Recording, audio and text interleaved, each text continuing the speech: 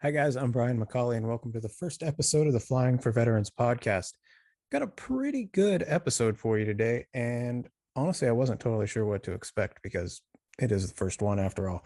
But anyways, we have Rick Fales on. He is a 21-year Marine Corps veteran, did 4 combat deployments, and we get to talk to him. He tells us about his career in the Marine Corps and what it was like being the first veteran to go fly with me with Flying for Veterans. We did a sightseeing flight over Lake Erie about a week ago, 10 days ago, and it was a lot of fun. So we get to talk about that a little bit as well.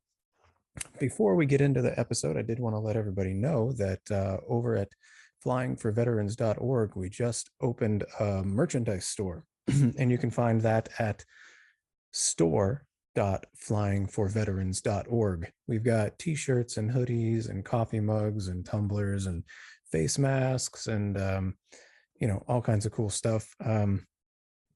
So if you enjoy the podcast and you want to help support Flying for Veterans, it'd be a really cool way to do it. Don't have anything here to show you on the podcast yet. Literally, we just started the store, but I ordered a bunch of stuff and it'll be here in the coming weeks. So I'll definitely be showing that off when it arrives. So anyways, without further ado, let's start the conversation with Rick. All right. So here we are, the very first episode of the Flying for Veterans podcast. And we have Mr. Rick Fales. Rick was the very first guy we took up in an airplane, about a week and a half ago, I guess now? It was almost, I would say 10 days ago. Yeah, probably just about 10 days, considering just got off of quarantine. I just got over COVID, everybody. So lots of fun there.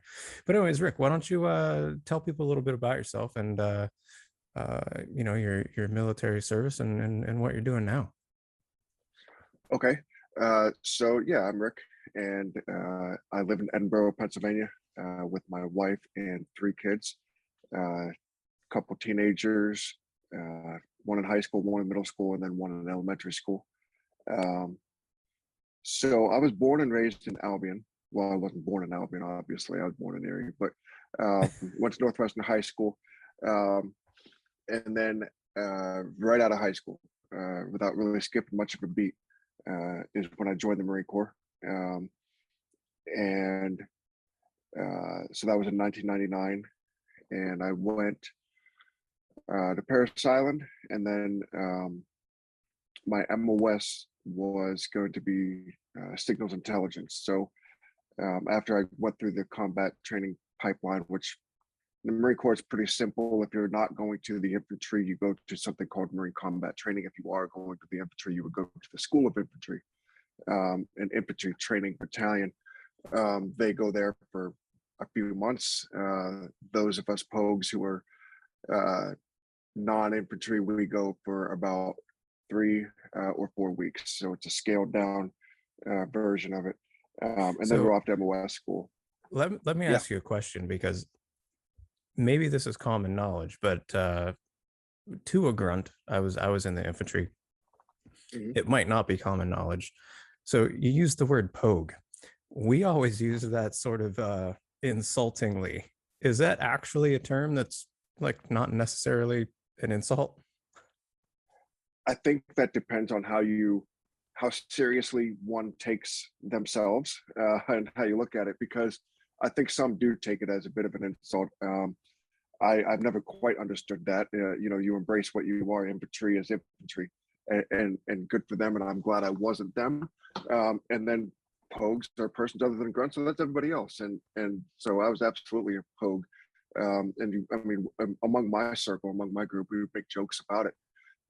Who's the pogiest? Who can act? So it wasn't a little self-deprecating, maybe. Right, which Marines are good at, by the way. Sure. The whole crayon thing, we can get into later, but we embraced that as well. I think the crayon thing started with the Army poking fun at us, and we just embraced it. Like, yeah, we're a bunch of crayon eaters, so be it. But yeah, the pogue thing, it's just one of those things. It is what it is. If you're a pogue, you're a pogue. Because here's the reality, Brian, is that, you there's no sense in taking yourself too seriously or getting offended by the term, because there's a large percentage of non-infantry who have seen just as much, if not more, combat than some infantry, right? It kind Oh of yeah, just that's depends on your absolutely, that can job. absolutely be true. Yeah, it just kind of depends on your job and where you are at what time. That can determine whether or not that becomes a thing for you. So yeah, for me, it's just a term, and it's one that I embrace. It's a funny term, I think. I like your opinion of the whole thing. Like I said,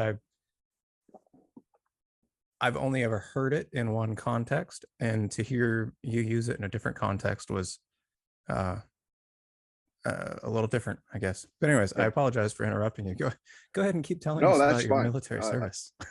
No, that's fine. I prefer it be more of a conversation like that. That's good, because I can get to rambling. So yeah, after MCT combat training, went to Pensacola, Florida, to really suffer for MOS school. And the reason why that was at Pensacola is because it was a joint school. We were there with the Navy, and we took a lot of our classes with them because the Marine Corps and the Navy do SIGINT relatively, I guess, similarly. And of course, as everybody knows, the Navy, the Marine Corps is the Department of the Navy, so they provide a lot of our medical and religious and other services. So for some MOSs, it makes sense to train with them as well. Yeah, that So we makes did sense. that, and yeah, and that was a good time actually. Good school. Um, right out of there, I got orders. I was there for about 6 months. I got orders to Pensacola, Florida. Sorry, I was in Pensacola, Florida. Got orders to my first duty station in Iwakuni, Japan, which um, for a young kid, right at that time. Matter of fact, when I got the orders, I was actually still 18. I haven't even turned 19. That's how green and young I was. Wow. Yeah, yeah, and I've been almost a year into the training pipeline for the Marine Corps and still hadn't turned 19. Um, and off I So was you going must have to. joined like right when did you graduate right when you turned 18, or did you graduate at 17 or? I was 17 when I graduated high school. I turned 18 a few weeks later, just before I went to boot camp. Wow. Wow. Yeah, yeah. That's that is wow, that's really young, man. You don't hear I too was many I was people going right to boot camp like right as soon as they turn 18. right, and that talks a little bit right to why I joined the military. And I'm sure we'll get to that, but I mean that because I knew I wasn't going to be doing anything else. So why wait? Um, so yeah, I just kind of jumped right in. But so a young 19-year-old kid, barely, not even going overseas to Japan, and that I've got a funny story with that because man, I look back and I was so, I don't want to use the word dumb because I'm not sure I could be expected to know certain things, but like in the Marine Corps, you always show up at a new unit in your service alphas. You check in your service alphas. That is beat into us. It, it's what we do. And I think the other services do the same thing. When you check into a new unit, there's a certain uniform you wear, and it's not civilian clothes. It's not your camouflage utilities. Yeah. So, we're not different from anybody else in that regard. But I don't know if I don't recall if maybe one of my NCOs in Pensacola had been messing with me. It might have been a prank. I actually don't recall who told me or why I was under the impression that I had to travel in my service alphas. I have no idea, but that was what was in my mind. In my brain, I Sure. have to. So, so I'm on leave before I go to Japan, and because I was on leave, that meant I was going to fly out of Buffalo actually to go to Tokyo, and it was a direct flight from Buffalo all the way to Tokyo, 18 Wow. hour flight. Um, and I'm in my service alphas, the most uncomfortable uniform you can have. For all 18 hours, I showed up to the airport in that day uniform. I traveled the entire way in that uniform. Um, you know, on the plane, and then I get to. I had I had to go from Tokyo to Hiroshima, which was a short hop, and then from here, and then so I get to Hiroshima. I'm in my service outfit, so I stick out like a sore thumb. I mean, there's thousands, hundreds of thousands of Japanese, and then there's me. I don't know a lick of the language. I don't have any yen. I didn't take the time to make sure that I converted dollars to yen, nor did I take the time to make sure I even had dollars with me to convert. Probably didn't know anything of the culture or anything like that either, huh? I didn't know anything about the culture. I didn't know anything about traveling in general, which is why I'm making all these mistakes along the way. I'm just, it's amazing I even got to where I was going. So I'm at Hiroshima, and I don't know how far away I am from Iwakuni. I guess I'm hoping I'm close. So the right thing to do, and of course this is the year 2000. So I'm not saying the internet didn't exist, but the simplicity of just pulling up your phone and Googling how far away is Hiroshima from Iwakuni, or even Googling military related things like, you know, what's the best mode of transportation for service members coming to Iwakuni, you know, like that, all of that wasn't just out of my fingertips like it might have been today. So I'm just flying by the seat of my pants. I get to Hiroshima and I'm like, the right thing to do would have been to take a bus or the train. Well, they didn't have someone pick you up at the airport? Nope.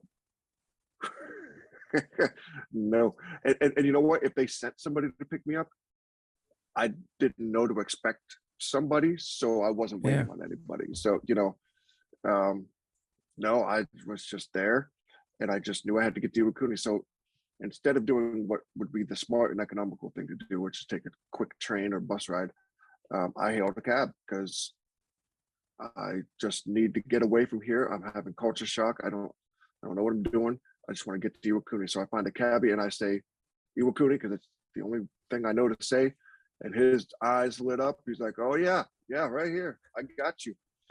And he did. And we're in that cab for what was going on 45 minutes. And the meter, and I don't understand the yen, the American dollar conversion. So that that meter is going by the hundreds. Yeah. And I don't know what it means. And so we get to the gate of Iwakuni, which was good. I was thankful to see that. But he told the gate guard, who looks at me and laughs when he sees me in my alphas in the back of a cab. He probably knows where I came from. He knows I'm fresh out of boot camp and don't know what in the world I'm doing. The cabbie told the gate guard that I owed him $245, which all things considered is probably relevant. I probably got off a little bit cheap there. The gate guard laughs and told the cabbie he can get on base, and told him right where the ATM was. He drove me to the ATM, and I had to get my debit card out and pay him that $245, which was probably just about all I had in the account. Wow. Yeah, that was something. But the rest of my time in Japan was awesome, and I loved it. I enjoyed the work. I was with a squadron, an F-18 squadron, and I was with an intel group that was supporting the F-18 squadron. So we did a lot of exercises to Korea. Got to go to Guam, Australia, and you know, places that, again, young kid. One of the reasons that I joined the Marine Corps, one of them, was to travel, see the world, and Definitely get to do that.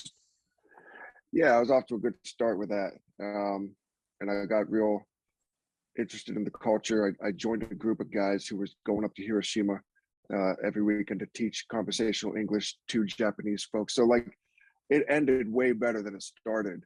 So that's good.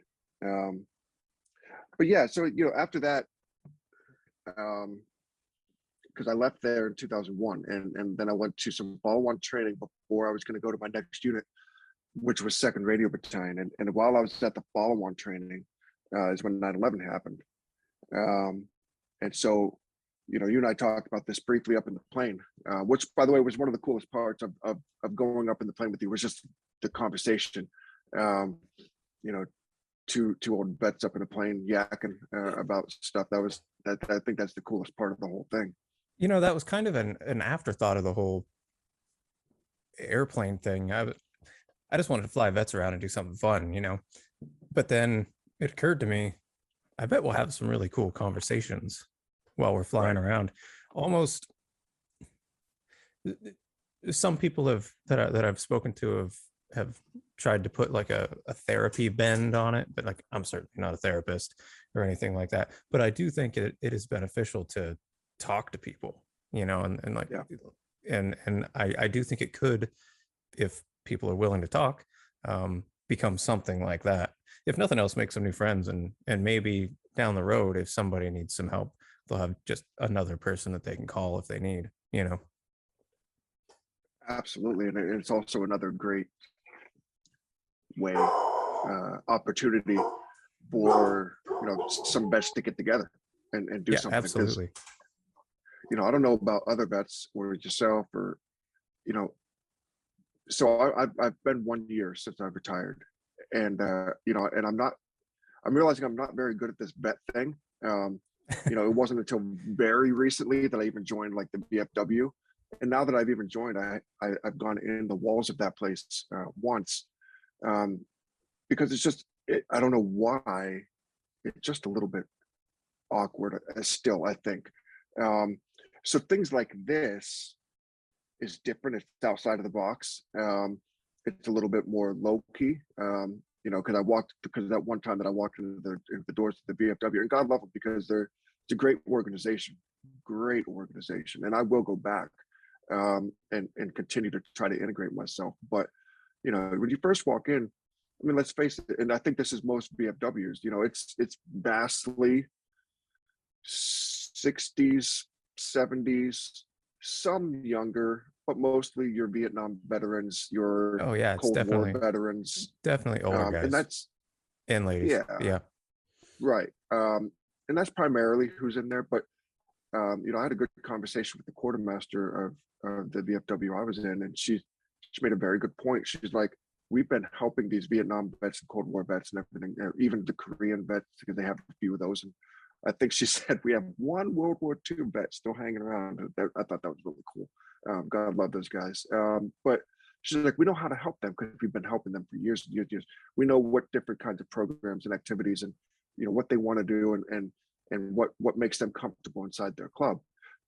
She's like, your generation, the OIF and OEF vets. She's like, it's not that we don't try, just we don't really know what you need from us. We don't really know what would make you feel comfortable and what you want to do.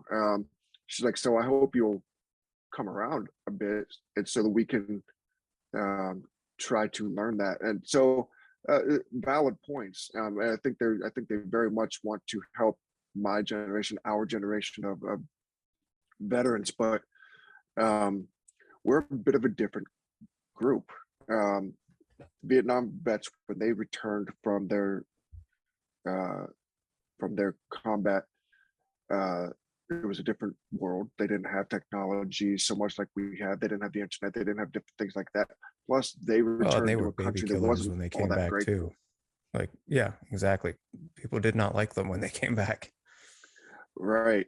Yeah. So it was just a whole different thing. And I think that they really needed the clubs like the BFW. So they joined and they stayed. Our generation comes back and it's like, well, we have a lot of resources, which is great. We've made great strides. So that's a positive. But there's a lot of different competing resources out there and clubs and activities and different things like that. And I think the BFW, in a way, is kind of trying to figure out, well, how do we reach these guys? But that was a rabbit hole. That was a bit of a tangent. Well, it is a really strange environment, right? When you first experience it. I'm a member at the VFW and the American Legion.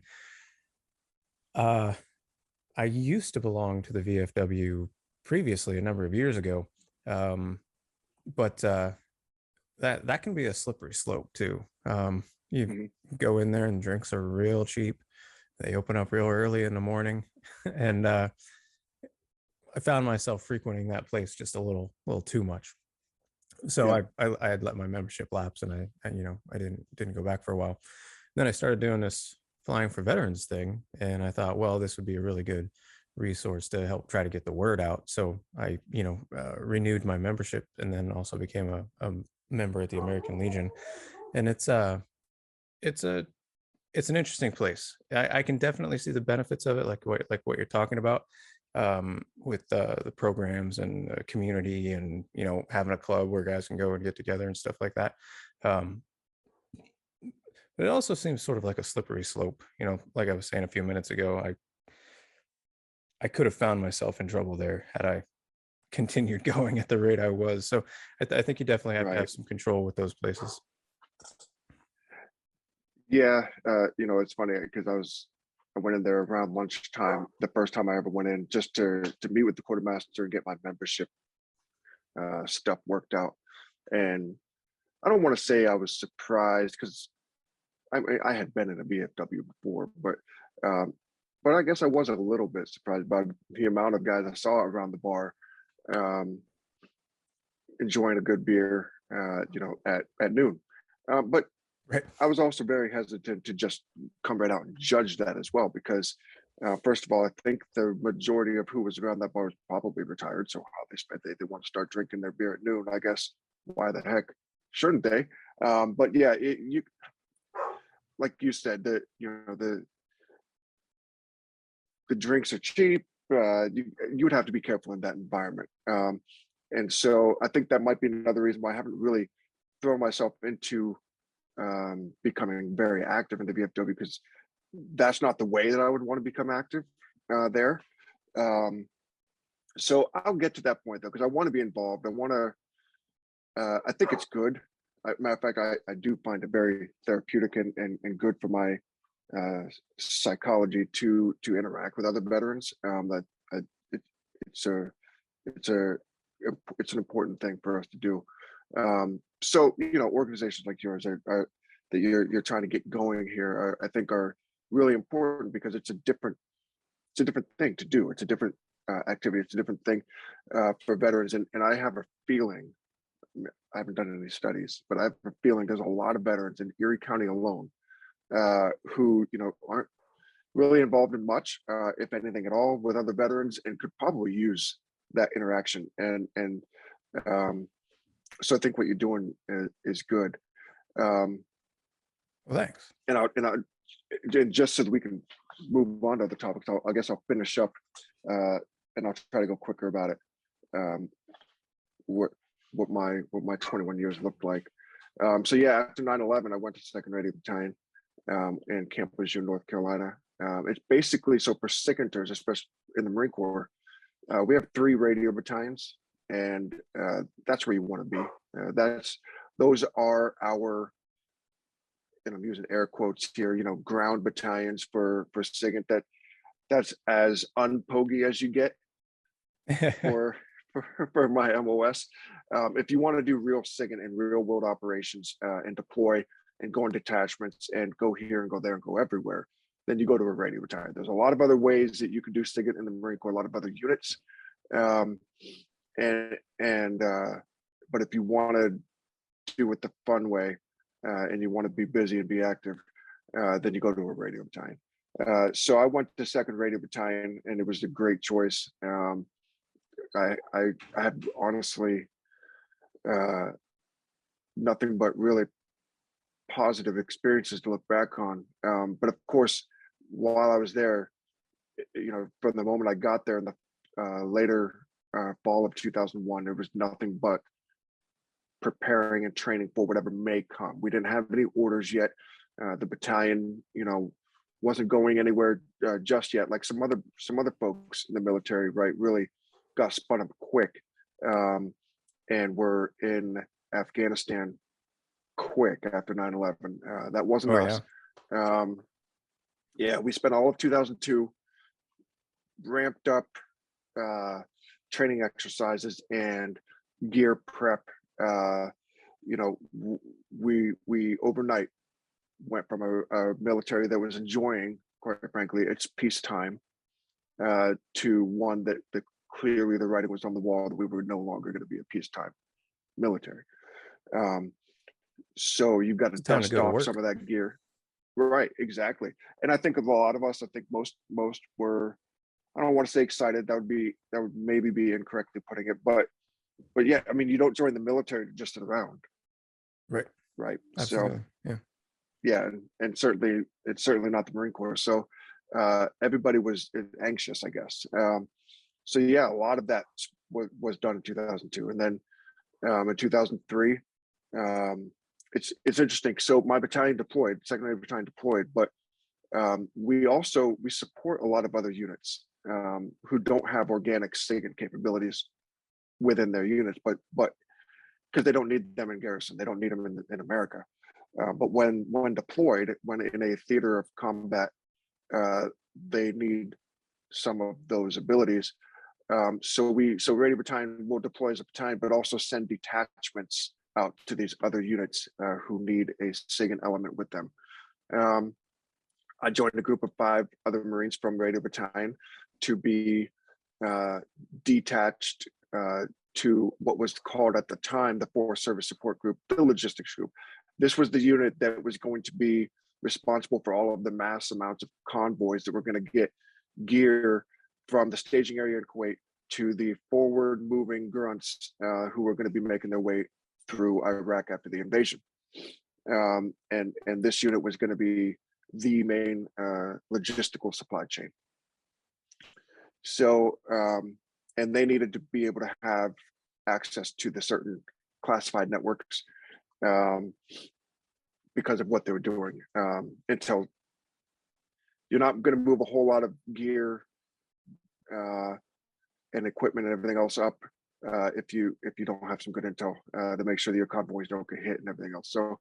So they had that requirement. Now, the reason why I talk about that briefly is because that team that I joined, the just 5 of us, and our task was interesting because our task was basically take some of the skeleton gear that's old, some of it was real old, and when you get to Kuwait, the first place we're going, you're going to need to set up what we call a T-skip, which is just basically a temporary secure area. And you need to find a way to connect all this equipment. You're going to have to work with the comm guys, connect all this equipment and get us onto those classified networks. And kind of real piecemeal. We trained for a lot of things. We didn't really train for that necessarily. As far as just that at that point, you're just kind of on your own and using your general experience and intelligence smartness on how to make all this stuff work. Was pretty proud of the fact that we did get it to work. We did something that really hadn't been done like that. And that was thanks to, the other 4 people on my team were incredibly bright. I'll name him by name because him and I became really, really, really good friends. And I still view him as a great close friend. Ben Broyles, smart guy when it comes to IT and putting stuff together, just real smart guy. He's still doing IT work today. But the rest of the team, Nikki and Mike and Pat, it's the people. It's always the people that make something good or bad, right? And so our team deployed with FSSG. We made that happen. We did a good job of it. Kuwait at that time was a real interesting place because prior to the invasion, right, the Iraqis are just firing anything they can over the border, hoping that something lands in a good spot, hoping they they could take. So how many nights did we spend in a bunker in our what we called mop suits? Did you in the Army, the gas suits, did you guys call them mop suits? Yep. Mop suits. Yep. So existing in those, and when you're in the desert wearing that thing all the time, those things are awful. Oh man, it just hot, just never ending hot. In a way, you almost get used to it. You get to that point where it's like 90 degrees. It's fantastic. Did you guys have to wear your pro masks with them the whole time, or just carry them around? Always carried them around. They had to be on at certain times. Obviously, if we were going to the bunker, if something was on its way, we absolutely had them on. And it got to the point where we were going to the bunker so often that me and the other guys and on the team, I remember vividly that, it'd be like 2 a.m. and we have to go to the bunkers. So, you jump out of the rack, you throw the stuff on, you get there, you got your vest on and your helmet, the mask and mop gear, and 20 minutes, 30 minutes later, you get the all clear, that you can go back to your tent, to your rack. And I mean, I remember we just looked at each other like, you want to just stay here and sleep here? We're going to be back here in an hour anyway. Yep. So we just sleep in the bunker in our mop gear. Because it was just the safest place to be, and at least we could just stay there and get maybe some uninterrupted sleep. That is some training that I will never forget. That NBC training with the what is it? 2-PAM chloride and lorazepam. Is that the two injections you're supposed to either give to yourself or another soldier if there's like a chemical attack? We had them. Did you guys actually train? Like, did you jab each other with those things? We didn't jab each other, but we learned how to jab each other. Yeah, because we carried them as well, and I didn't remember the actual chemicals that we had. I just remember we had to have those things with us. But I think that's what they were called: 2-PAM chloride and lorazepam. I don't something like that. But it sounds like you could be right.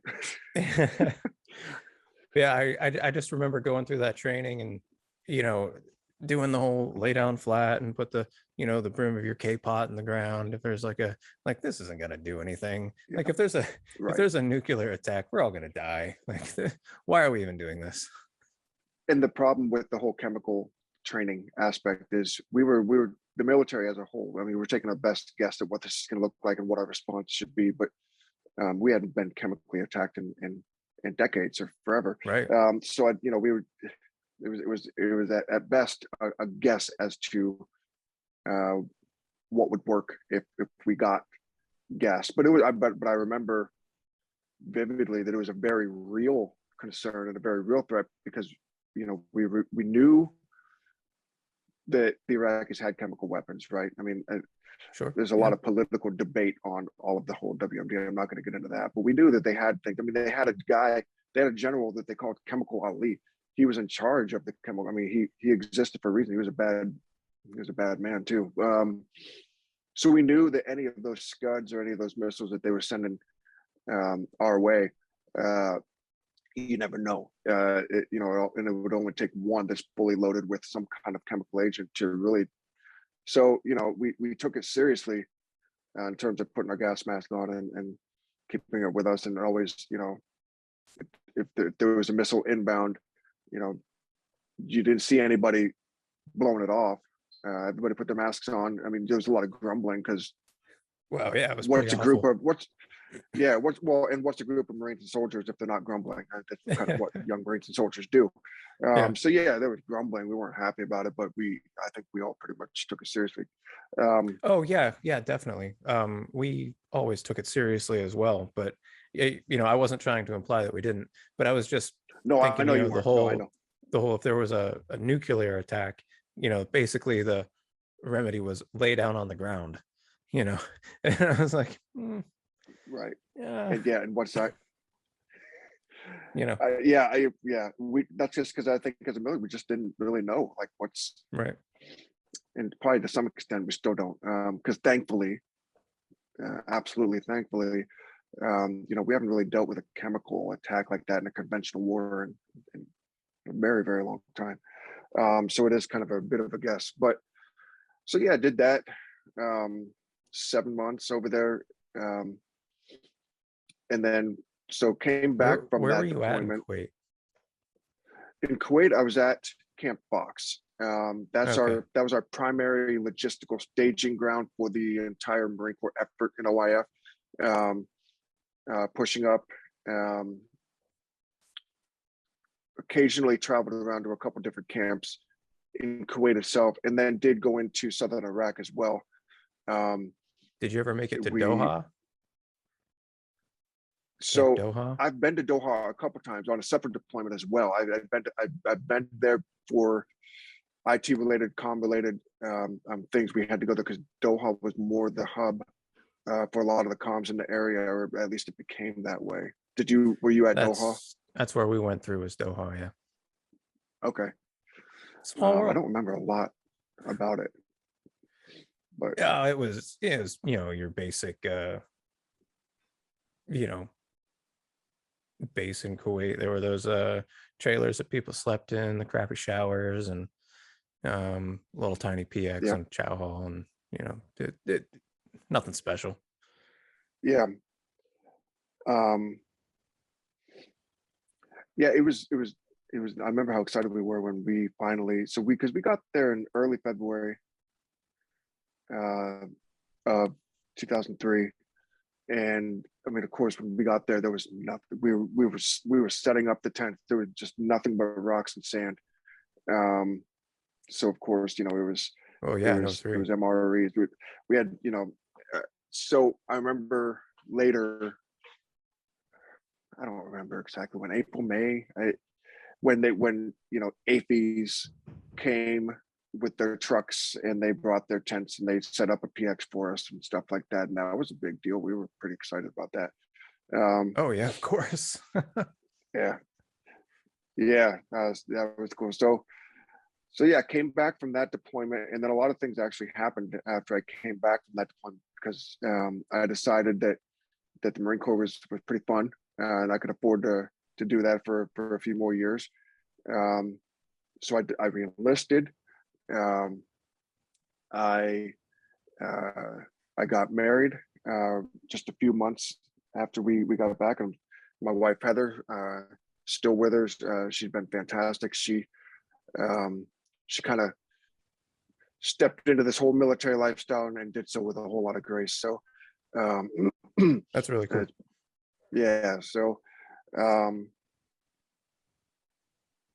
did a few things. Went to a different unit in Virginia. Um, and it was a unit. I was at Marine Forces Atlantic, is what it was called then. It's not called that anymore, but non-deployable headquarters type unit.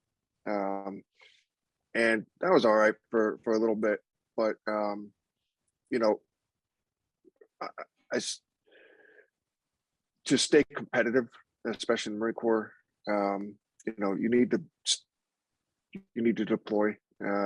Especially when the war's still very much going on, you need to be in somewhat a part of it that makes you more competitive for promotion and things like that. So there was some what we call IA opportunities, individual augmentee. It's when there's a need for a specific billet, a specific role, a specific person, or whatever, to where a unit who's deployed is short, and they put out this list of what they need, and then the different headquarters element units that are not deploying, if they have some spare bodies, they'll fill those IA billets with whoever is around. So I ended up, I don't want to say I necessarily signed up or volunteered, but when it came my way, I didn't turn it down, obviously. Um, the opportunity to go back and deploy in support of OIF again in 2005. So I did that in a different role, different perspective. I was security manager, SSO type thing for the different secure areas that are at the various camps, supporting the intel efforts. So I did that for another 6 or 7 months in 2005. Came back, rotated to Hawaii. I was supposed to be with Marine Forces Pacific in Hawaii. I was supposed to be there for a 3-year tour. Was really looking forward to it. I was like, man, yeah, how could you not look forward to Hawaii? I was excited about it. My wife was excited about it. Yeah, for sure. Yeah, got there, and 6 months later, um, it was a weird thing. My career took a lot of weird twists and turns, which was great because it meant I got to do a lot of really unique and interesting things. But there was nothing conventional about my 20 years. So it was like December of the year that I went. I got there. I got to Hawaii in June of 2007, and it was December of that year where got the unit got a notification. Hey, there was a major security intel breach in Camp Pendleton, California, and it involved full word colonel. This is a big deal. Involved actual theft of highly classified data and information, and all of this. And they're forming this investigation team to go through everything that was taken, stolen, taken out of the secure areas and used otherwise. And they're forming this investigation team of intel professionals, guys who have been around a little bit, the intel community, who can look at all of these documents and things, and make determinations on how severe is the leak, Sure. Like a make risk assessment. notifications. Yeah, and make notifications to the agencies where this data came from. Because we're talking, we got up to, the guy had around 20,000 different classified documents. He had them in a storage garage. He had them in an apartment building. This guy worked for the LA Sheriff's Office, and no kidding what he was doing. He was a reserve Marine Corps colonel. He would come onto base, and when he was drilling in his reserve capacity, he had access to different things. He would abuse that access and use it to actually download things from the FBI and CIA and NSA portals, to then take back to his job with the LA Sheriff's Department and look really cool with his buddies, because he had access to things that they obviously didn't have access to. And he did this for a lot of years. So this investigation was supposed to be temporary duty. Go there for a few months, do the investigation, wrap it up, come back to the unit in Hawaii, and go on about our business. And then once we realized that it was a much deeper, much more involved, much bigger investigation than what we were anticipating. 3 months turned to 6, 6 turned to 9, and then eventually, this is all non-accompanied. So my wife was still in Hawaii with our young son. He was a baby at that time, and that separation. I mean, in the military, you kind of get used to it, but like I said, around month 9, it's like, okay, this is. I was talking to our monitor, the guy who was in charge of Marine Corps assignments and everything. I was like, is there anything we can do to rectify this? I'm, that getting a little bit, this is kind of silly. My wife is in Hawaii and I'm supposed to be there. It's basically what you were saying. Yeah, it is. I don't blame he's like, you, well, man. the only, right. It's like, yeah, it was tough. And he's like, well, the only thing I can really do is basically PCS you, permanent change of station, from Hawaii to the unit that you're at doing that investigation, which at the time was the 1st Marine Expeditionary Force, 1st MEF, Camp Pendleton.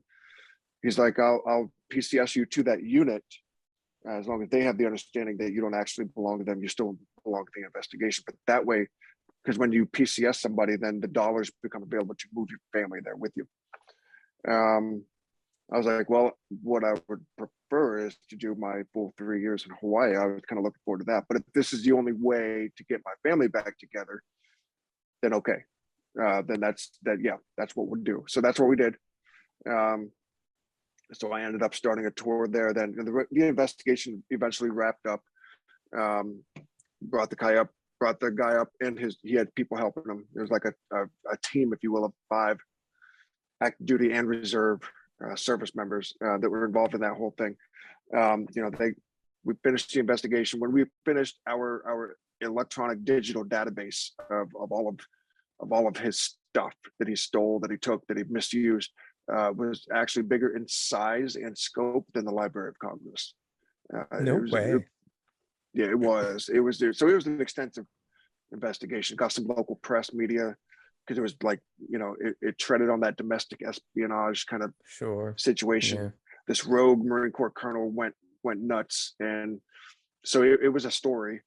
So he was a reservist, right? You said that correct? Yep. And he somehow was able to enlist the help of active duty Marines to steal documentation. Yeah, the Marine Corps gunnery sergeant who was actually who kind of worked in that secure area. You said he was a colonel, though. Guy. Well, the guy was the colonel. He had a gunny who was willing to help him. Yeah, so he was probably throwing that brass around a little bit. Yeah, he was using his power and influence. He was. He really was. And he had this guy couriering him some of this information. When he couldn't get it himself in person at Camp Pendleton, he would have this gunny retrieve that information, download it to a CD or a thumb drive or whatever he could, and take it to him in LA. It was a whole operation. It was kind of crazy. So yeah, ended up doing that. And then while at MEF, So while at that duty station, of course, and this is in keeping with the times, right? So we're still very much a nation at war. So the fact that I deployed from just about every duty station I was at, not very surprising. And I think you'll find the vast majority of Marines pretty much did deploy.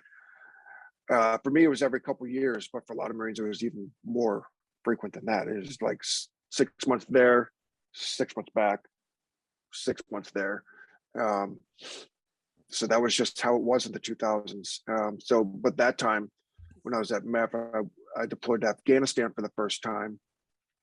And that was in 2000. Well, I left in the fall of 2009 and was in Afghanistan until end of March of 2010, which was an interesting deployment in and of itself too, because when I was on pre-deployment leave, I was with the impression that I was going to Iraq for a third time and to fill a billet there. And I got a phone call while on pre-deployment leave, like, no, that line number, everything, this was 2009, everything was shifting. The focus of the American military was shifting from Iraq OIF to Afghanistan. That's when we were surging in Afghanistan and really trying to root out the Taliban. I think it was an effort to try to surge it, squash them, and hope to bring everybody home. Well, new After that, president, that's what new we were focus, sold. all that stuff. Yeah. Yep. Yeah, that's what we were sold, that we're going to surge, we're going to knock them out for a little bit, and then we're going to be done with this once and for all. It was a good idea. It obviously didn't happen, but we could certainly talk about the whole Afghanistan withdrawal thing. I think we should. It's a good topic. It is. I think it's a hot button topic. I know that my opinion on it seems to be a little differing than most other soldiers and veterans' opinions. So I don't know if you did want to talk about that, we could, but I'll let you finish your story first. Yeah. So ended up getting a call on pre-deployment leave that nope, you're not going to Iraq anymore. You're going to Afghanistan. Nothing else changed. You're still leaving the same day. So I did. I went, and what ended up happening is I joined. I was part of because I'm a SIGINT guy. This was not a SIGINT deployment. This was another one of those individual augment things. And what I was actually doing was joining a joint team. So Navy, Army. There was analysts from each of the branches, but the team was ran by the DEA and the United States Treasury Department together. Very odd arrangement, but it was the Afghan Threat Finance Cell. So when I say that probably makes a little bit more sense. It was basically however the Taliban was getting funded, we were going after that. So when you put it in that perspective, you can understand the DEA being involved, because the Taliban really only got funded primarily one way, and that was through the sale of opiates, drugs, everything else. And of course the U.S. Treasury, because if money is moving around, they're gonna find a way to get involved.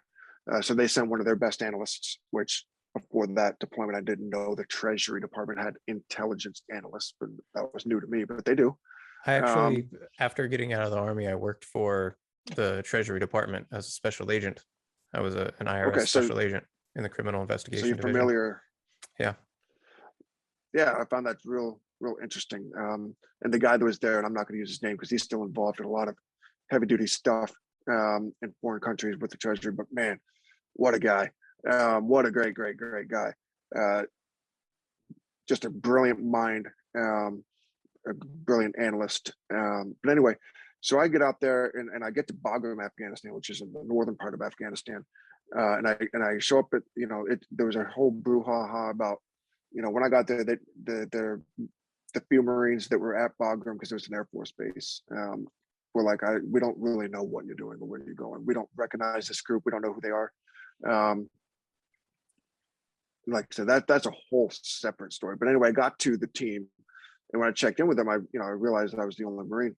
And they're like, the leader there, he's like, we specifically asked for a Marine because we need somebody to go down to the Helmand province area where everything was really kicking off. That was the Southwest Afghanistan region is where the Marines were in control, if you will, and everything was just going nuts. There was just an absolute chaotic area down there, and he's like, we as a team aren't really able to effectively do what we need to do without some kind of a presence in Afghanistan. Well, that's all Marines, and none of us here. He's looking around the room. He's like, none of us here speak Marine. You guys speak a different language that nobody understands.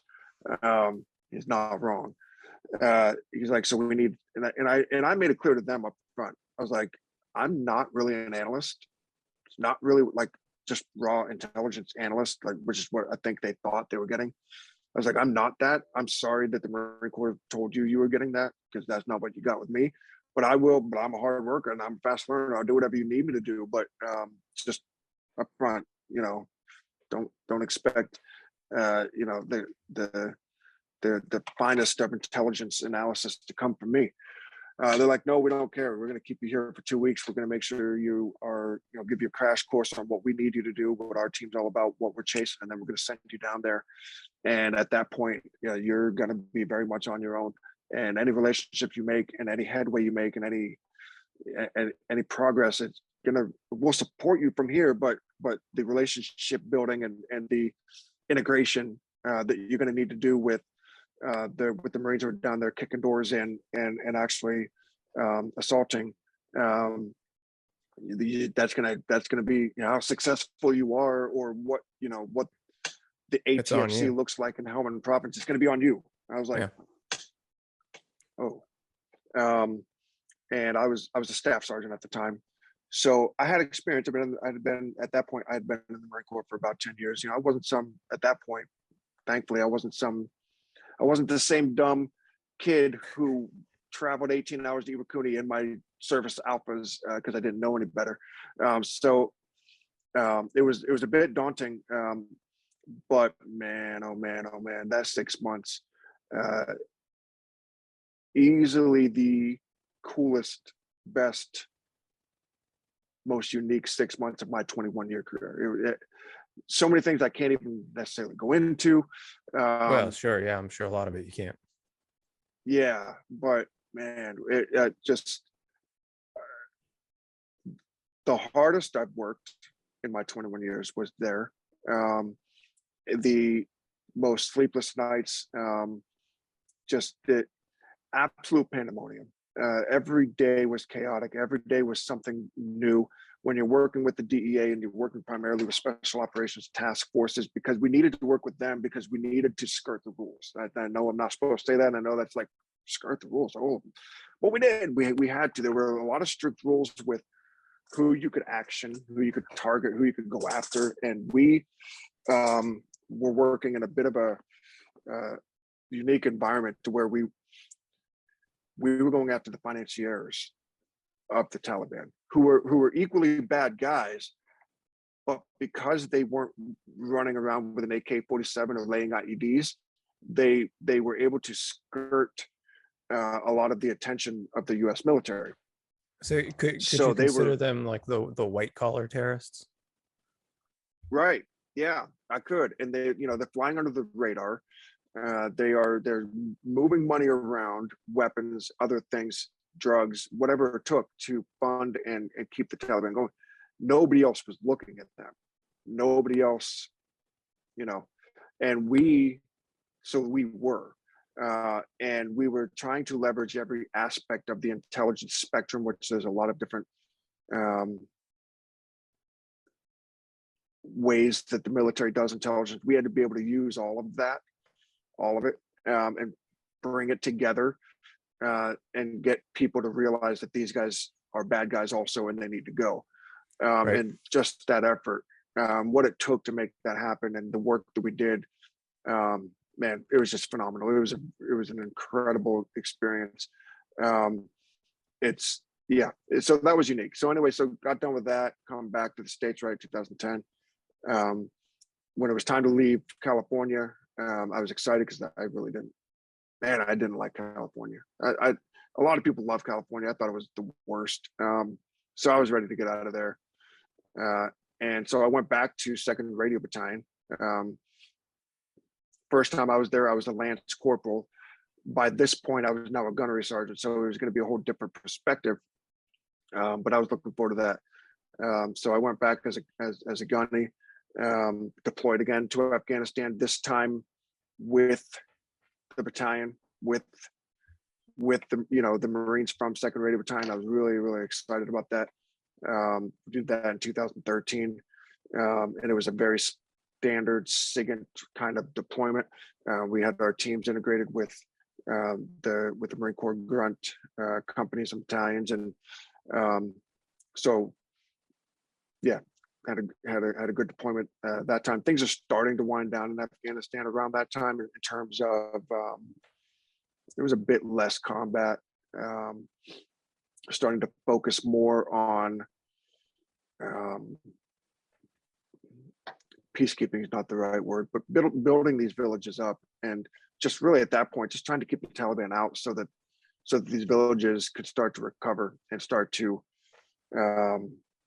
get on with their lives. Right, rebuild. So it was a bit more of a nuanced combat situation. And then after that, my career kind of got boring. I was going to say, was that your 4 deployments? That was the 4th deployment. Yeah. And then, after that, gosh, I don't remember. Where did I go after 2nd Radio Battalion? I went to 3rd Marine Division in Okinawa, Japan. So I was on Okinawa for 3 years with 3rd Mardiv. And that was a lot of fun. I really enjoyed doing that. I enjoyed the unit. I enjoyed the Marines. The mission, everything was great. My family loved Japan. They absolutely, really loved it. I was just going to ask you, how'd that go with the kids and the wife? Everyone enjoyed it? They did. They really, and they didn't think they would. So my wife had obviously never lived abroad. And it was daunting at first. She didn't, full disclosure, she did not want to go. I didn't want to go. I was a little irritated actually that we had to go. But like a good Marine, right? Like we do in the military, we saying no isn't exactly an option. So, okay, suck it up and go. And then turned out to be probably the most fun 3 years that the family had in the military. The kids loved it. They loved the Japanese culture. They loved their school. They loved the island. Lots of beaches, lots of things to do. It was a really great time. My wife, I think she'd have been fine if we did another 3 years. That's how much she great. grew to love it. It is. I never had the opportunity to live abroad with my family, but I think that if I had, it would have been a really cool experience. I mean, how many kids from Northwestern Pennsylvania get to say, "Oh, I lived in Japan for 3 years"? Right. And my kids alluded to that because whole different experience. When they tell their teachers way to view things. Yeah, it'd be really cool. And it might inspire them to go back or at least open their minds to other cultures someday, It has done that. My oldest son, he's convinced, he's got it in his mind that he's going to go back to Okinawa someday in some capacity to work, to visit, whatever. It was a special place for them for sure. Yeah, I think that's great. And in their school district here in Edinburgh, Pennsylvania, it's quite abnormal when they mention that they lived in Japan for 3 years. There's none of their classmates. That's not normal. So my son took a Asian cultural studies class, and when his teacher found out. How old is he now? That he is 14. Okay. So he's a freshman in high school, and when his teacher found out that he lived in Japan for 3 years, obviously that was just the coolest thing. So yeah, they have really unique and interesting cultural experiences in their background that is not really common for a small town, Erie County, school district, and I think that that's been advantageous for them. So yeah, and then after that, I went to Quantico, Virginia, which is the last place any Marine ever wants to go. but I knew that it was probably going to be my twilight tour. It was probably going to be my, towards the end of my career. So that's the closest to Pennsylvania that the Marine Corps has a duty station. I was like, it could be a good final duty station. And it did turn out to be. I ended up working for Marine Corps Systems Command, and the role that I played there was basically getting gear to the Marines that they need, and researching and developing better gear My sister for them. does that there. She's a budget analyst at Quantico. She lives in Okay. Stafford, Virginia, I think, which is Yeah, and that's where right down the road. That's where we worked. Yep. Yeah. And the budget analyst, I had a budget analyst on my team, and I thanked the Lord every day for her, because nothing about my career or life ever trained me to analyze budgets. I had no idea what I was doing, but I was given a budget of like, $60 million. You don't want me managing that. Right. Actually, I should correct myself. She started as a budget analyst. I don't actually know what she does now. She does something else. She runs some kind of team. Oh, actually, she does something with drones now. I don't know, but yeah. So that sounds interesting, though. She was there. Yeah. It was a unique tour, but I liked it, and I liked being able to look at things from a different perspective, and in a way, you're kind of giving back at that point, right? You've had a great career, and now it's time you need to do something for the Marine Corps. And I never had one of those tours of being a recruiter or a drill instructor or whatever. Those are really your give back to the Marine Corps tours.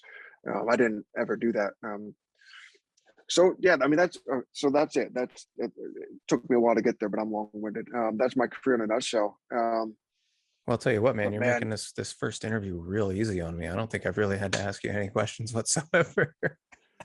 I know, and my wife will criticize me about that later. You didn't shut up. You didn't give him a chance to ask.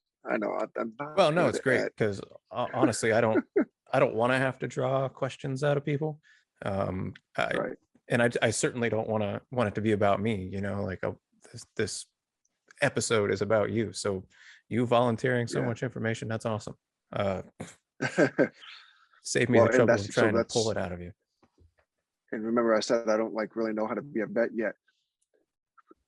I don't really ever talk about this stuff with anybody else, because I don't figure anybody else really wants to hear it, or they wouldn't understand it because they're not a veteran. So I'd have to spend more time explaining it than I would. So it's pretty rare that I really talk about my career, unless I'm talking with one of my buddies that was in with me or something like that. It's actually a relatively rare thing to even bring up. I've been have opportunities to talk about it a little bit more lately, which has been neat. The pastors at my church, they kind of do a podcast, and the one his name's Mal. He's been a friend of mine for most of my life, actually, and he's right around our age. And he's like, "Why don't we do a podcast?" And he brought a few other veterans in, and he's like, "Why don't we just really just talk about," because this is right when Afghanistan was happening, that whole thing. Mm-hmm. And just talk about that, and talk about that maybe from a faith perspective, or from a, you mean the withdrawal? Yeah. And so we had so that was a time I was able to talk a little bit more about this stuff. But yeah, it's not very often. So this is neat. Right. Yeah. I don't have the opportunity to talk to a lot of people about it either, and I do find it exceedingly helpful. I've never been one that would shy away from it. I feel like if one, a lot of times things need to be talked about just so that those that don't experience them can understand them a little bit better. I don't think there'll ever be a complete comprehension, but at least they can get as close as they can, right? And two, it's good. It's good to talk about stuff. Yeah. I mean, we certainly haven't gotten into anything that was I would say, traumatic or taboo or anything like that. But even talking about things like that with like-minded people, the right people, I think is pretty therapeutic. And I've never shied away from it. Don't Mhm. often get the opportunity, but when I do, I definitely, I'm kind of like you. I just word vomit. It just goes. Yeah, yeah, it does tend to be that way. Um, but yeah, I'm curious what your opinions are on the Afghanistan, that whole what happened a couple months ago. Because you said your opinion or your how you view it is maybe a little bit not common, and I Well, wonder if it's similar to my view of it as well. Because I feel like my view is not probably very common either. But okay. Well, maybe we think alike. I guess, by saying it's not common, I haven't found anybody, I don't believe, that agrees with my opinion on it. Um, mhm. but in a nutshell, I think it needed to happen. I think it was overdue, and no matter what, that was gonna be ugly. Whether it was 5 years ago, 10 years ago, well, I guess 10 years ago would have been pretty brand new. But even if we had withdrawn 5 years ago or 7 years ago, no matter what, it was going to be ugly. It was never going to be easy, and it's something that needed to happen. Um, it, in my opinion, being there for as long as we had been was really becoming a drain of resources, right? I mean, we had reached the point, in my opinion, of diminishing returns long ago. And, at some point, you just got to pull the plug and say, there is a better way to do this. And, it's my opinion that we can monitor that situation from afar. And if it seems like things are getting out of hand, we can act swiftly and aggressively from afar, take care of it, spend as little money as possible, turn Mhm. around and just continue that approach. Yeah. So, I mean, we agree, by the way. Okay. I would almost, yeah, I would almost go word for word. It absolutely had to happen. We couldn't, I mean, geez, we've been there for 20 years. How many more years could we be Exactly. expected to stay in an area where I don't want to paint with too broad of a brush, because there's exceptions to every rule, but the vast majority, or at least the majority of Afghanis, our idea of democracy and our idea of society and the way society works is not their idea. Exactly. They aren't a huge fan of Western democracy. They're not a huge fan of how we operate. They are, and we have to remember, they are Muslim predominantly, 98, Mhm. 99%. Sharia law, just the way that do, and we look at Sharia law and we look at that type of a society, and we criticize it, and it's not for us, and it denigrates women, and it's oppressive, and all of those things I think are true, but it's how they have always lived. I think it's there are some there are some who I think would embrace more of a Western style democracy, but it's not enough. And it, um, I think what my point is, if we were trying to build a nation, a democratic nation, we were never going to succeed. If that's what we were trying to do, and I say it that way because sometimes I often wonder uh, what even we were trying to do anymore. I know Well, why it we were was there always about winning originally. hearts and minds, and we were not winning hearts and minds. You know, Yeah, that I mean that that's ship had trying sailed, to, like you said, so long ago. yeah, yeah. Well, that trying to, instill a democratic government or thought process over there. Hmm. That's really what the winning of the hearts and minds was. It was like, hey, think like us, Yeah, and right. that was Which never and going to happen. It it was never wasn't going going to to happen. happen. From an American perspective, I get it. A stable, democratic Afghanistan is probably strategically advantageous for us in that region. I get it, but um, listen. I fully support and understand why we went there in 2002. That made sense. Um, you know, Bin Laden was a bad guy. He had to go. 9/11 was a big deal. It shook America to the core, and there was this taste, um, appetite for some vengeance there. Um, so I get it completely. I'm not one of those guys who's against uh, any aspect of all of that.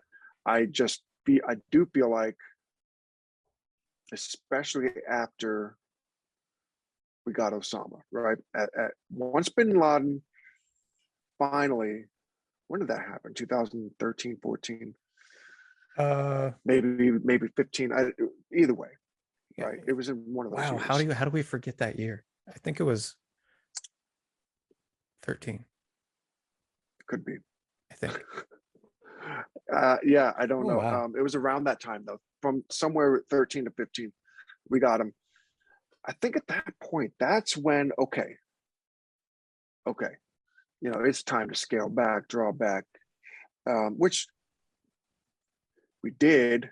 And I agree with you. I guess what I'm trying to say is we had to cut that cord. We had to move on from that effort. We had to at some point realize the diminishing returns that were happening.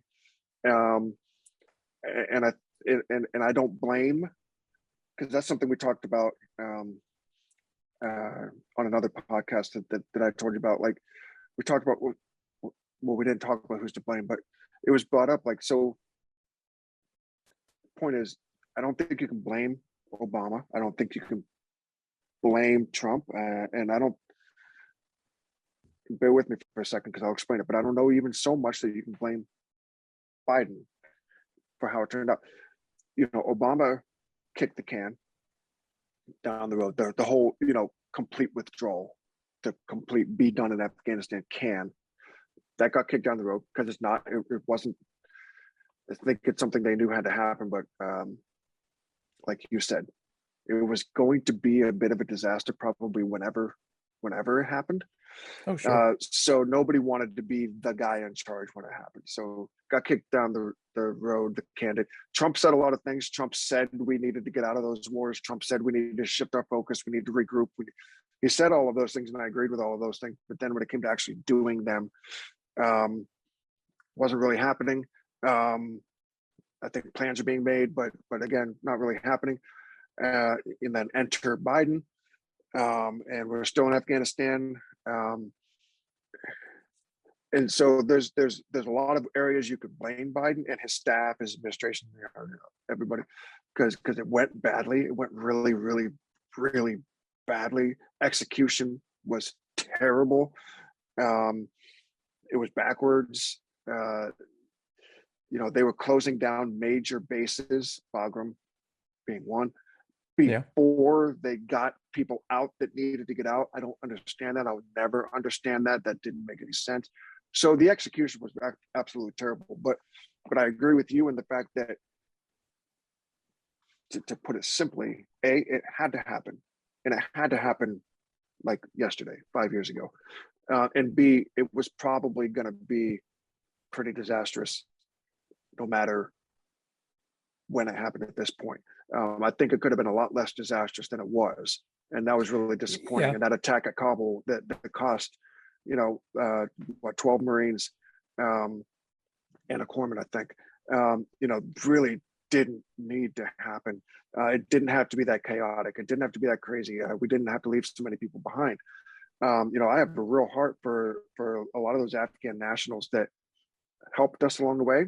And the Taliban knows that they helped us. They know who they are. They know who their families are. I didn't like Oh yeah. the There's lack of effort to get them out first. yeah. That really kind of messed with my head a bit, because a lot of those guys helped us. We had, on a couple of my deployments, we had Terps that without them, we're going to be in a tough spot. We needed them, and they did, and they risked a lot to help us, and to know that not all of those guys and gals got out of there. It's pretty heartbreaking. We had an interpreter in OIF3 that lived on the FOB with us, because that's what they do. He was attached to our platoon and lived on the FOB, and wasn't allowed to leave at all, for his own safety. And at some point he had some sort of family issue or an emergency or something, and unprecedentedly they let him leave the FOB for I think a week or 2 weeks, to go take care of this family issue that he had. And he came back just beaten to hell. He came back early. They almost killed him, and they were trying to send a message, and he came back and basically said, man, they knew exactly where I was. They knew exactly who I was, and as soon as they got their hands on me, they just beat the hell out of him, broke bones, just they beat him up pretty good. And they're a special brand of evil. Yeah, they really are. And they were always going to wait us out too, right? I think they knew, not even I think, I know that they knew that they needed to play the long game with us. They would engage us on their terms, and they would sit back when they needed to, and wait us out, because they knew that at some point we were going to have to leave as well. A lot of countries, a lot of people have tried to take out the Taliban. I don't want to say it's impossible, but obviously Afghanistan is called the graveyard of empires for good reason. Well, it's an ideology, it's not a. Yeah, it is. It's a culture. It's not the physical thing that you think of when you think Taliban, army or insurgents or whatever. That's not what it is. It's an ideology. And once people adopt an ideology, it never dies. Right. And it's an ideology that's going to persist because, they raise generations. There's always going to be, you can take out 1,000 of them, but there's going to be 3,000 more that come to replace them. Yep. And so I just feel like we were awfully late to realize that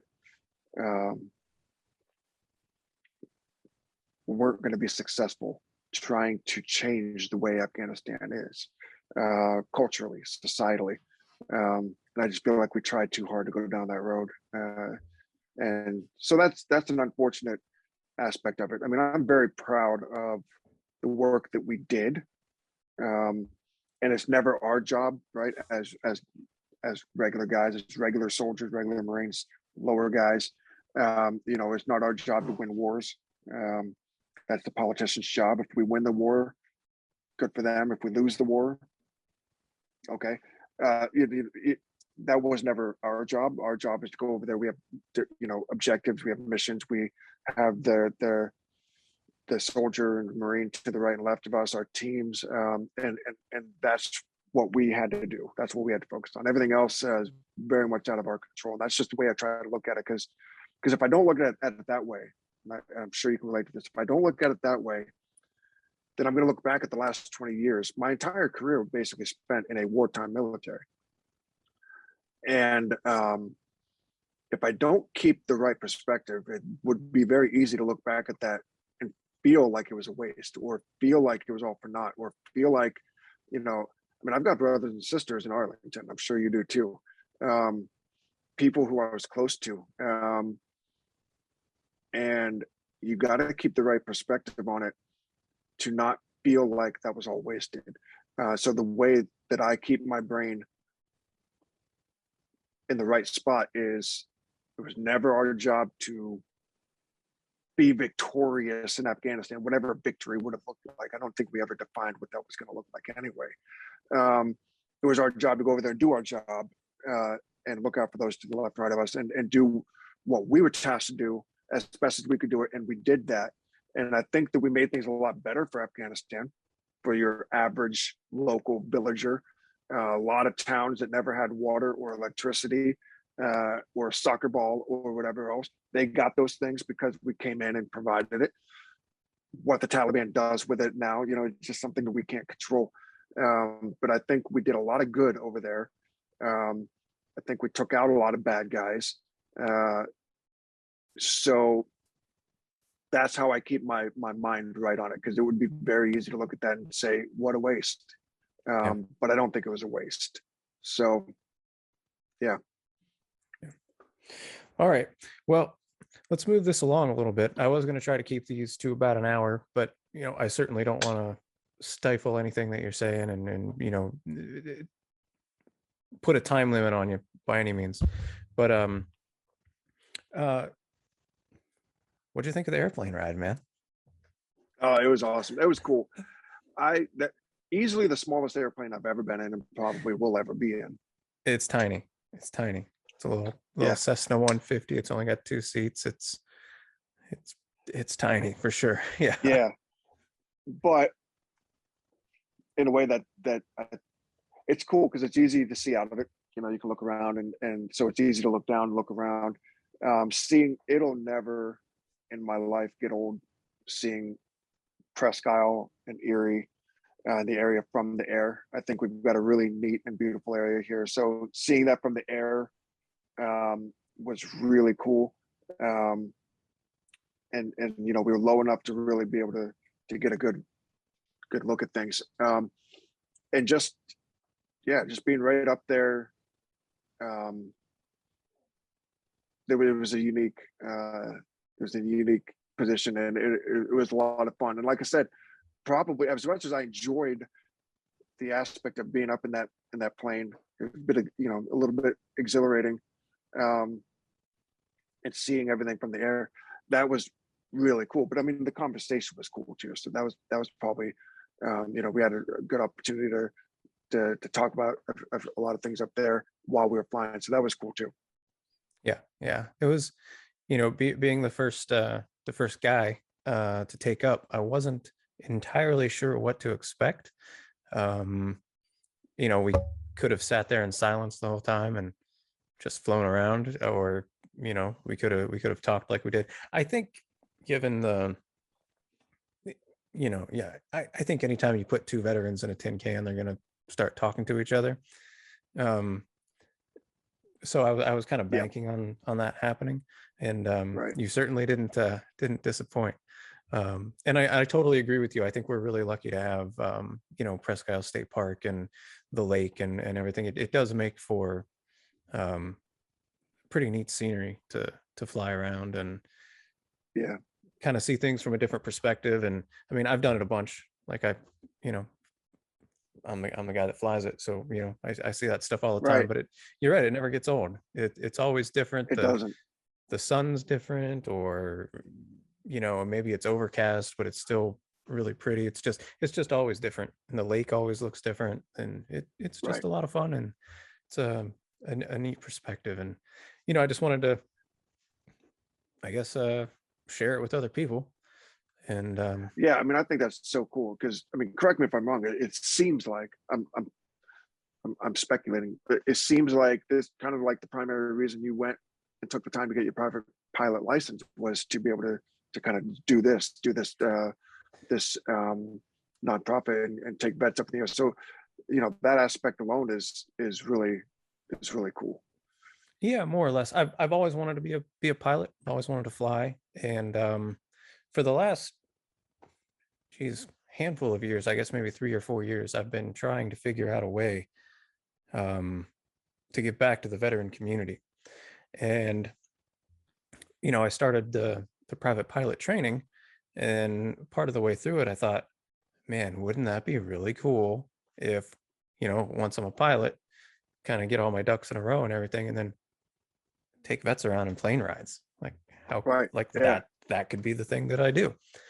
Right. So that's what I'm doing. That's kind of where it came from. So I'm really glad that you had a fun time, man. Yeah. That's It was great. Really that was. that's really the end goal, right? Just do something fun, you know. Well, and hopefully, more people will continue to interact with your Facebook page, and the word kind of gets out a little bit more, so that hopefully, some more donations will start rolling, because that fuel can't be cheap, and running that plane and getting it up in the air. It these kinds of things cost dollars, and while you may not have gone on this particular podcast in a way to solicit donations, I'll do it for you. That I think that hopefully people will listen. Hopefully, the more you get some awareness out there and get more people that realize what you're doing, that maybe some folks will send a few bucks your way, because I think it's unique, it's different, and there's some veterans who really could use an hour or two up in the air to to enjoy that perspective, and to talk with another vet. Like I said, there's so many different veteran organizations, and they all do a great thing. They all have a different role, and they all help in their own ways. But I don't think you can ever have too much. And I think that anything that's different or unique is a very good thing. So hopefully, some folks maybe throw a few dollars your way as well to help you continue to get this off the ground, literally. Yeah. It's a really hard pun to avoid. It is. It is. And yeah, hopefully our chit chat today, hopefully my long-windedness wasn't, hopefully it was more interesting than it was boring. I always get yelled at, I always especially by love my hearing wife. people's stories, man. Yeah. Yeah. Yeah. Well, like you said, right now we are small, and it's not cheap flying planes. Right. Someday, hopefully, we'll be able to stop renting. We'll be able to purchase an aircraft, a larger aircraft, and be able to use it to actually take veterans places, not just up in a couple circles. Right. I think it'd be really cool to be able to take a group of guys that, I don't know, I always wanted to go shoot at a range in Texas, fly them down to Texas, and let them shoot some guns and then fly back home, or medical flights. Maybe a guy needs to get to a doctor somewhere across the country. Right. We'll fly him there. Obviously we can't do that in the plane. We can't do that in the plane that we're renting now, but that's kind of the goal.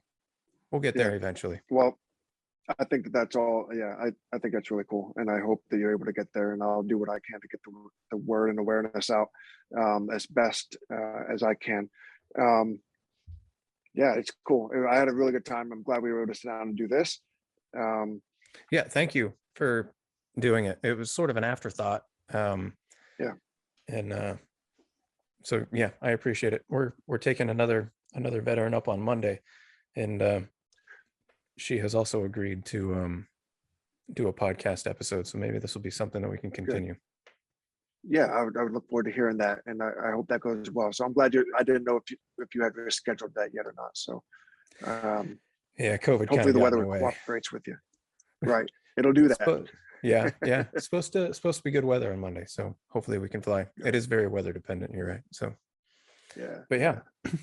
Well, thanks so much, man. I really appreciate you taking the time to come on and talk and share your story, and it's I think it's a good thing when people are willing to talk about what they've done and their opinions on things. And I think in just today's climate, COVID's coming up, getting a little just excuse me. I think in today's climate, a lot of people could be afraid to share their opinions, just because it seems like everybody's just so polarized, and it doesn't have to be that way. People can have a conversation and not fight. Right. Yep. And so I thank you. Certainly, I don't think either of us had the intention of coming on here and fighting with each other, but just the way the world is right now, it's it's kind of crazy. And No, it's very um, polarized. Yeah, you're absolutely right. But I feel like we're pretty like-minded on a lot of these things, which is either good or bad. Like sometimes for conversation, it's actually better if you have two different sides. But either way, I think we're really, yeah, it's good. We're seeing things through the same lens pretty much. But that's probably common of a lot of us vets. I think a I lot of think vets so do too. feel a similar way about things as we do. Yeah, I think so too.